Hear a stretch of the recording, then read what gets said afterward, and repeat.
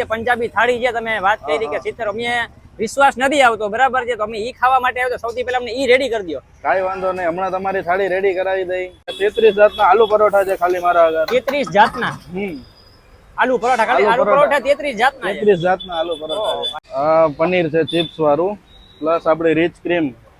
ભાઈ 70 રૂપિયામાં આટલું બધું પોસાય કેમ? આપણે જે એરિયામાં બહુ હોસ્પિટલ અહીંયા બહુ છે બરાબર છે. તેની નાના મોટા કસ્ટમર અહીંયા આવતા હોય છે.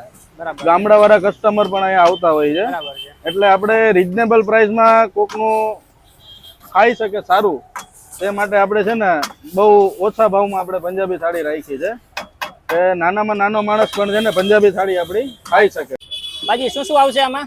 આમાં તમને 4 રોટલી આવશે, પ્લસ 2 વાઇસ આપણે અલગ અલગ શાક હોય છે.